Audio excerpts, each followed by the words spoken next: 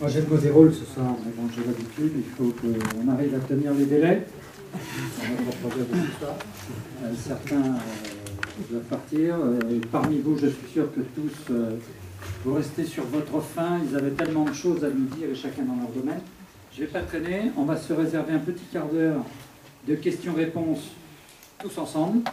C'est normal, les collaborateurs. Nos trois acteurs vont nous rejoindre pour pouvoir répondre à vos questions.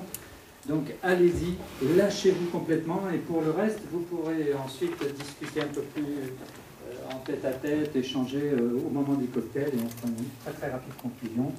Et notamment, je vous dirai ce qu'on envisage de faire avec le support qu'on vient de voir. Voilà, donc j'ai vu qu'il y en a qui ont déjà préparé des questions. Pendant que vous levez le doigt, moi je voulais simplement répondre à Thierry sur une question qu'il a posée à l'Assemblée tout à l'heure. Alors je faisais le tour, donc on m'a dit, à votre question, on m'a dit, alors je ne sais plus qui, on m'a dit que oui, il y en avait qui avaient fait un beau projet, ils avaient donné tout ce qu'ils avaient à donner, mais le problème c'est que leur direction n'avait pas donné tous les moyens. Et puis il y en a une autre personne par là qui m'a dit, oui, c'est bien, on a donné tous les moyens qu'il fallait, mais je crois que les équipes projet n'ont pas fait vraiment ce qu'on attendait. Et puis il y en a une troisième personne qui m'a dit aussi que elle avait fait un super projet, que tout le monde avait l'air content, mais qu'en fait, cette personne-là, si on prend un peu la pyramide des besoins, que ce n'était pas réalisé. Ça répond à ce que vous avez dit.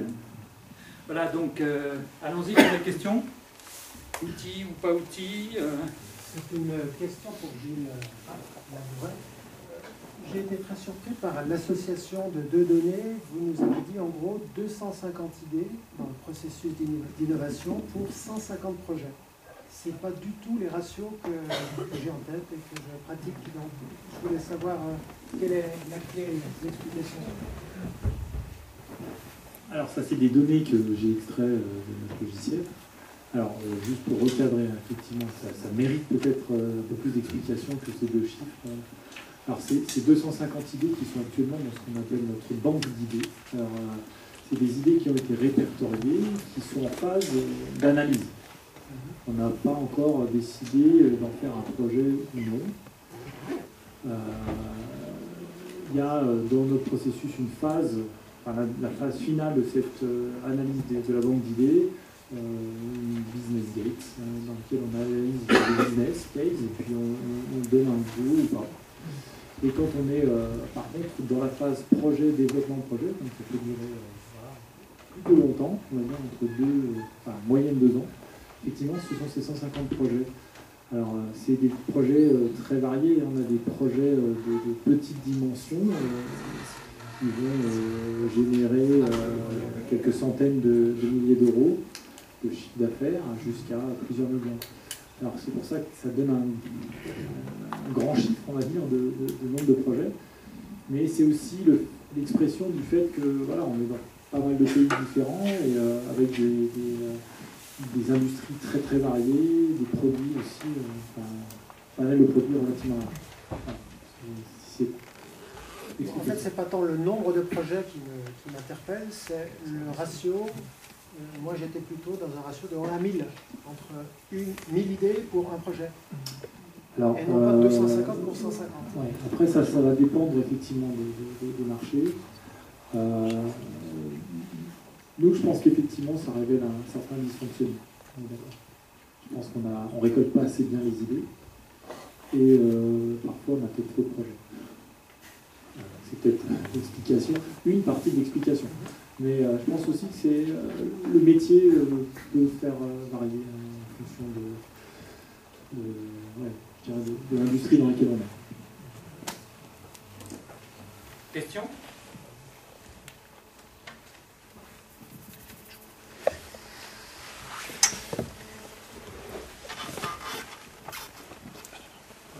Merci pour la manière de développer des outils collaboratifs et les accords, mais qui sont, je ne dis pas que la communication est d'abord l'outil du chef de projet. Mais demain, si je veux, moi, en chef de projet, explorer de nouveaux outils facilement, ils arrivent sur le marché. Est-ce vous pourriez me donner quelques pistes pour que ce chemin-là soit plus rapide et qu'on puisse tout de suite cibler 2 ou 3 outils à comparer.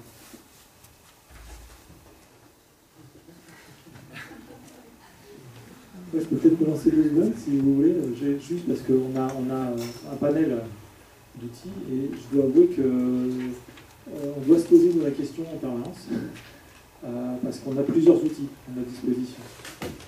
On a un outil qui est indispensable parce qu'à l'intérieur on trouve la procédure. Donc c'est un outil qui est assez procédurier, donc c'est peut-être pour ça que on l'a développé nous-mêmes. Donc il répond vraiment à notre structure de gestion de projet. Et après, on a d'autres outils qui peuvent s'adapter aux différents projets. Donc il y en a qui sont très tournés vers collaboratif, d'autres qui sont plus tournés vers la gestion pointue d'un projet, et d'autres qui sont un peu entre les deux. Donc voilà, on a un panel d'outils. Et honnêtement, moi je ne connais pas très bien le marché, mais c'est vrai que en fonction du type de projet, on choisit l'outil et c'est pas anodin de choisir un outil. Ils n'ont pas tout à fait les mêmes. Je dirais, je connais pas de couteau suisse qui fait tout et qui fait tout bien.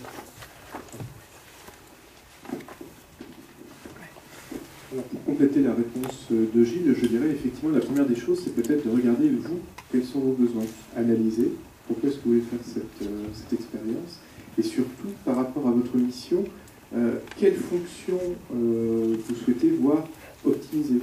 Bon, ça peut être le côté communication, ça peut être le côté gain de temps avec la possibilité de travailler à plusieurs sur des fichiers, il va y avoir un certain nombre de fonctions. Une fois que vous aurez listé ces besoins, je vous en ai cité quelques-uns, mais des exemples de fonctions collaboratives ou de fonctions qui peuvent vous apporter, de fonctions collaboratives qui peuvent vous apporter des bénéfices, pardon, il y en a même tricoté, si vous me permettez l'expression.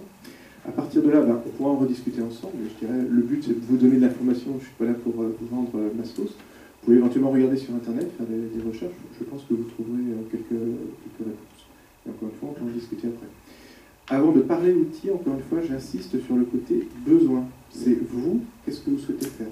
Est-ce que par rapport à un projet, je dis n'importe quoi, vous allez travailler en France ou au contraire à l'international, mais au grand international? Rien que cette question qui a l'air de rien va vous donner des clés. Je m'explique. Si vous travaillez en France, le logiciel franco-français va largement suffire.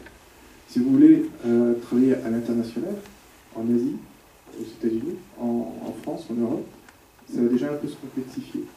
Parmi les solutions que nous on développe, on en a développé une de façon spécifique pour le marché canadien.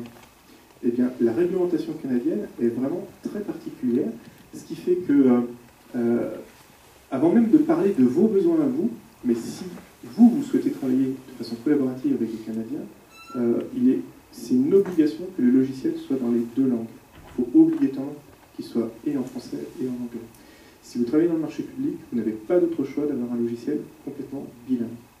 Et pour avoir de temps à autre des discussions avec des maîtres d'ouvrage du secteur public canadien, de temps en temps, quand il y a un mot anglais qui se balade au milieu d'un écran, à tous les coups, je me fais avoir « Hey Patrick, c'est nous les Québécois qui défendons la langue française, c'est quoi ce mot anglais ?» Alors avec l'accent canadien que je ne sais pas faire, donc je ne vais pas vous le faire. Mais voilà, première chose, regardez quels sont vos besoins. Et en fonction de vos besoins, analysez les différentes solutions que vous trouverez sur Internet. Encore une fois, on peut en discuter ensemble. Mais je n'ai pas j'ai pas de logiciel ou j'ai pas de marque vraiment spécifique à vous donner à l'instant T. De la même façon qu'il n'existe pas un outil typique pour la gestion de projet, comme on l'a vu un petit peu tout à l'heure. Autre question? Allons-y. Alors, moi j'en ai une. J'ai vu évoluer ce qu'on appelait les outils CRM, essentiellement tournés vers le client, vers d'autres concepts que l'on appelle aujourd'hui notamment XRM, parce qu'ils font un peu de tout. Qui vont jusqu'à être en lien avec des blogs, c'est-à-dire directement avec le client, mais pourquoi pas même avec le fournisseur, pour agir dès la conception. Ça rejoint un peu ce que vous disiez, et c'est vrai qu'on a tendance à tout vouloir dans les outils. Ça veut dire quoi? Ça veut dire que, alors aussi bien le technicien, j'allais dire, que le management d'équipe, ça veut dire quoi? Ça veut dire que l'être humain est très très en avance sur ce qu'il veut et qu'il aurait des difficultés à faire évoluer les outils. Vous avez cité un ERP tout à l'heure.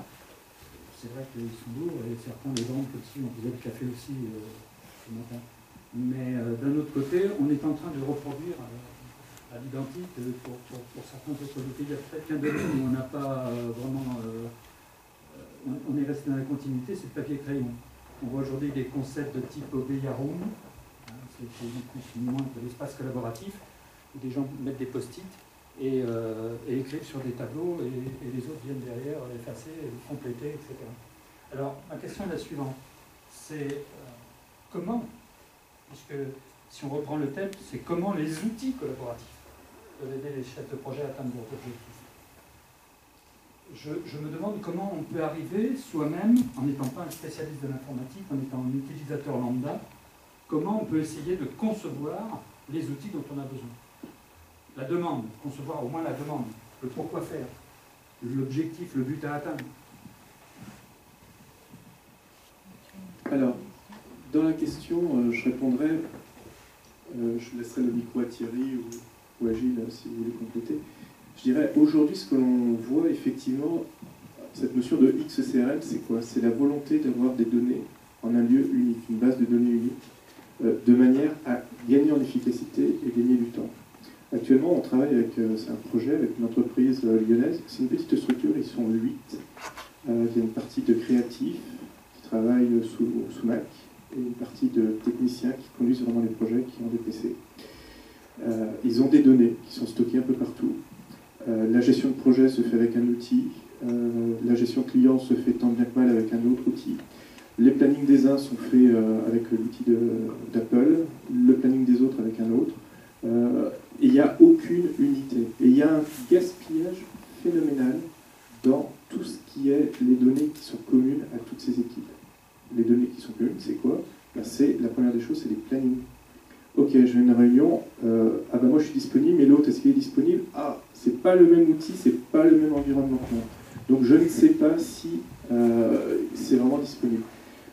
Je veux téléphoner à Pierre, mince, c'est pas moi qui ai le contact, c'est la créa, où est le numéro de téléphone? Donc aujourd'hui, le fait d'avoir ces XCRM ou ces outils, je dirais, unifiés, ces outils collaboratifs ont pour principale finalité d'optimiser la communication, de gagner du temps. Quand on recherche une information, on sait immédiatement où la trouver. C'est aussi éviter une source d'erreur, tout simplement. Si la donnée elle est sur l'agenda de Pierre, Paul ou Jacques, je ne peux pas prendre un rendez-vous pour lui parce que je ne sais pas s'il est disponible ou pas. Si ensemble, au sein de l'organisme, voire au-delà de l'organisme, on a des agendas partagés, on voit tout de suite qui est disponible, qui ne l'est pas, on va gagner du temps, on va pouvoir programmer facilement une réunion. On va pouvoir facilement répondre à la question, si je gagne ce marché, si je gagne cette commande, oui, j'aurai les ressources nécessaires pour mener à bien le projet. Voilà ce que je peux dire, Thierry ou Gilles. Je vais répondre à la partie que j'ai entendue de la question, qui n'est pas tout à fait ça. La partie que j'ai entendue, c'est que je pense qu'il est important que les hommes métiers soient décomplexés par rapport à l'informatique. Parce que c'est eux qui ont le métier, c'est pas l'informatique qui l'a. Que s'il y a des logiciels qui existent, c'est parce qu'il y a des hommes métiers qui ont, avec d'autres personnes, conçu des choses qui sont devenues des logiciels. Donc l'important de tout ça, c'est l'homme métier, c'est pas l'informatique. Et donc quand on a un métier, on sait exprimer ce dont on a besoin, et c'est très important d'être décomplexé par rapport à ça. C'est pour ça très important. Très souvent, il m'est arrivé, je sais qu'il y a des consultants de haut niveau qui sont dans la salle aussi, d'intervenir dans des entreprises où les gens qui menaient un projet, c'était pas simplement par les bons, qu'il fallait chercher des bons qui étaient des directeurs d'usine à droite et gauche. Et alors, effectivement, c'est plus compliqué parce qu'il faut les faire venir sur un plateau, et il faut veiller à leur remplacement, et puis quand ils vont revenir, il faut mettre en place le DRH, le mettre dans le coup. Oui, mais l'homme métier, c'est lui. Donc je ne veux pas faire avec des petits consultants ou des petits jeunes là, qui viennent et qui connaissent leur métier. Donc c'est l'homme métier qui... Voilà. Donc soyez décomplexés par rapport à ça. Alors, ce qui est un peu plus compliqué pour les outils de gestion de projet, c'est que les métiers sont plus récents que dans les logiciels qui sont là pour produire des produits ou des services classiques. Et donc il y a moins de recul, et donc c'est moins progicialisé aujourd'hui. Voilà.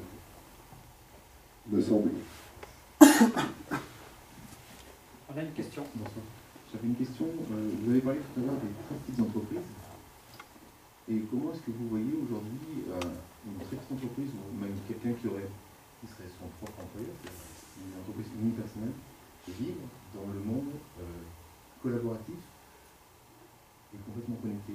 Comment est-ce que vous le voyez évoluer? C'est une question super, parce que ça fait le lien avec ce que j'expliquais, c'est que le collaboratif, c'est pas l'entreprise avec ses murs, les gens dedans qui sont en collaboration, ça c'est fini ça, c'est fini. L'entreprise, elle est dans un flux de données, d'échanges avec ses fournisseurs, avec ses partenaires, et c'est effectivement ces échanges, c'est pas l'informatique qui vous fera votre stratégie d'alliance avec vos partenaires, c'est bien vous qui ferez. Après, l'outil pour gérer tout ça, et bien sûr, on cherche les outils, mais le plus important, c'est la stratégie d'alliance que vous allez mettre en place. Vous comprenez? Donc, et on peut être seul. Je ne vais pas vous la faire, Steve Jobs ou d'autres qui étaient deux dans un garage. Mais aujourd'hui, il y a quand même des entreprises qui sont très grosses et qui se posent de sacrées questions parce qu'il y a des toutes petites startups qui sont en capacité de les déboulonner en quelques années. Donc c'est absolument pas la taille. On a tous aussi dans notre tête, une grosse entreprise, c'est solide et que ça. Je ne sais pas, pour ce qui a fait un peu d'art martial, c'est très bien il suffit de monstre tombe. Hein. Et c'est ce qui est en train de se passer pour des entreprises qui s'excitent justement à faire l'innovation, parce que vite. Sauf que c'est très compliqué pour elles, puisque au board, il n'y a que des gens qui sont contrôle-commande, voilà, et l'innovation, c'est tout sauf ça. Sauf que ceux qui ont l'innovation, on leur dit, bon, des années, taisez-vous, on ne veut pas savoir, faites comme on vous dit de faire et rien d'autre. Donc ils n'ont plus envie de participer, parce que qui dit innovation dit créer un climat de confiance.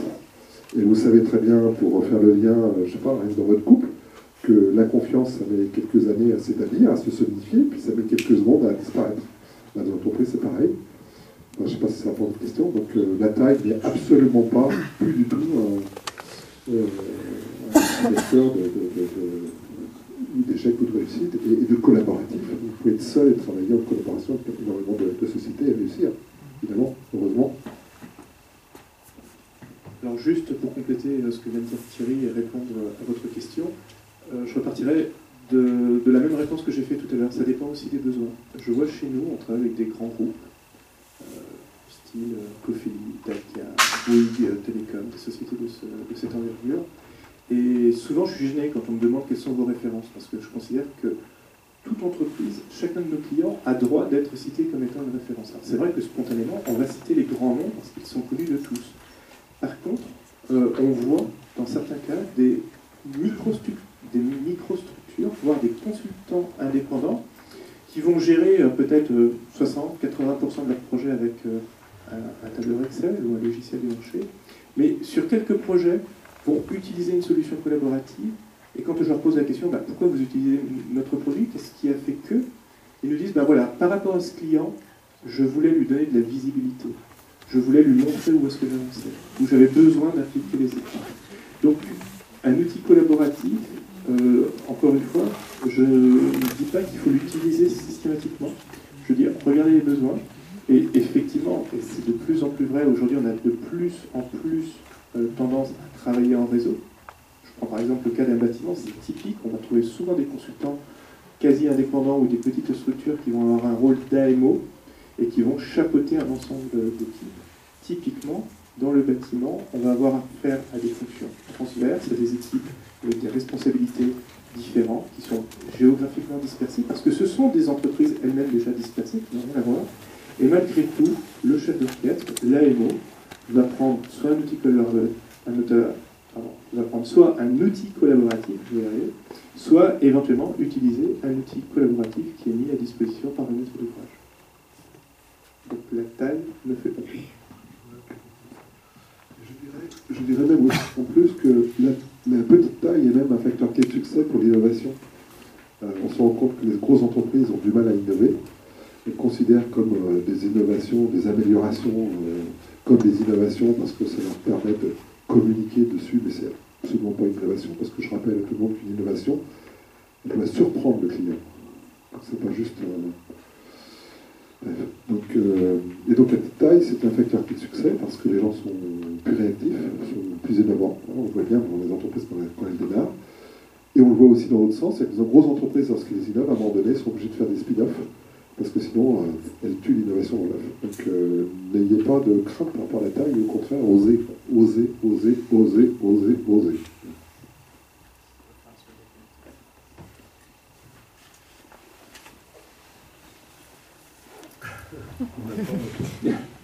Une autre question peut-être, avant que Dominique revienne parmi nous.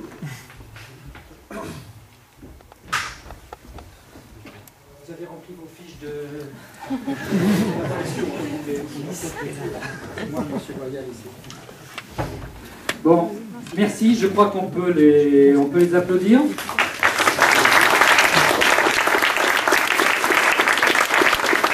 Merci pour eux. Donc, je vais faire une brève conclusion. Le thème, c'était comment les outils collaboratifs peuvent aider les chefs de projet à atteindre leurs objectifs. Si on extrapole un petit peu, encore que vous y étiez déjà, les objectifs, est-ce qu'on n'a pas précisé s'ils sont personnels pour l'entreprise, etc. Vous avez déjà répondu. C'est une question de motivation, tout dépend de ce qu'on attend. On a vu que vous avez réussi chacun, tous les trois, en peu de temps. Dieu sait si un sujet comme celui-là, plus de 2 heures de temps, c'est impossible de le traiter, mais je pense que ça montre l'ouverture. C'est l'objectif de ce type de conférence. On est parti de quelques milliers d'années avant notre ère. Stone Age et bien avant, mais... donc on était aux chasseurs-cueilleurs. Moi j'ai noté ça comme ça, du sanskrit. On est passé à la Chine de Sun Tzu et d'autres. Jusqu'à aujourd'hui aux pyramides des besoins, qui sont formidablement bien décrites par Maslow pour arriver à voir s'il y a des priorités aussi parmi ces besoins d'ailleurs. On en est aujourd'hui à quoi? L'accélérateur des particules. Et voilà. Donc ça laisse le champ libre à pas mal de réflexions. Collaborer ou coopérer? Alors, on a vu qu'il y avait des définitions. La définition, alors j'aime beaucoup ce que Patrick a fait allusion à 2 choses par rapport aux Canadiens, qui effectivement nous reprochent très souvent d'être les seuls, eux, à défendre notre langue, alors que nous, dans nos conférences, il y a plein de gens qui s'amusent à mettre des mots en anglais, en français, et demain, ils vont être obligés de rajouter un peu de chinois et puis de langue arabe. Donc on va s'amuser dans les conférences, je vous le dis. Alors, en revanche, là, on a parlé dès le début de sémantique, on a parlé d'ego, de communication. Moi, ce que j'ai noté, en tout cas, c'est que avant tout, c'est la prédominance de l'humain, c'est quand même l'humain qui fait les outils. Ou en tout cas, même s'il trouve quelque chose et qu'il s'en sert comme outil, c'est lui qui en a eu l'idée. Donc c'est vrai que la communication, elle est très importante. Les termes aussi, vous avez raison, les langues. Et le management en soi, c'est je ne sais combien de dialectes. Entre le juridique, le management de projet, j'en passe et les meilleurs, le marketing, le commercial, etc. etc. Alors, pour ce dernier point, j'ai, avec pas mal de mes amis qui sont issus de différents métiers, j'ai mis en ligne récemment le lexique du management.com, tout se tient, dans lesquels vous le retrouverez la plupart, je crois peut-être même tous, je n'ai pas bien tout noté, et je crois quasiment tous les termes techniques et les concepts qu'on a pu entendre ce soir et dans bien d'autres conférences. Si jamais vous voyez qu'il y a des coquilles, que c'est incomplet, etc., eh bien, vous contribuez pour le faire évoluer. C'est un outil en ligne, collaboratif, évidemment, et je vais conclure là-dessus. Ça permet de partager, de s'enrichir tous gracieusement et de vous faire réfléchir entre le collaboratif et le coopératif. Voilà. Donc, encore une fois, merci à tous. Merci à vous.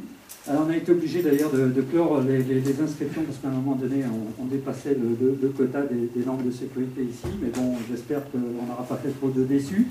Pour tous, y compris ceux qui n'ont pas pu venir, on va faire en sorte, tous les 4, 5, même avec le saisie, de voir comment on va pouvoir mettre en ligne ce support de manière à le partager à nouveau avec vous, pour que vous reveniez peut-être sur certains points, et puis que vous puissiez en parler, qu'on le fasse aussi découvrir à d'autres, parce que ça aussi c'est du collaboratif, et merci à vous de bien vouloir nous donner les contenus importants. N'oubliez pas de remplir votre petite fiche d'évaluation, c'est ce qui nous permet à nous, du PMI, humble bénévole, de faire évoluer nos séances de conférences, et dans le bon sens. Et puis, on vous retrouve au cocktail, c'est de l'autre côté de l'entrée, et là, vous pourrez échanger les uns avec les autres. Bonsoir, et à bientôt.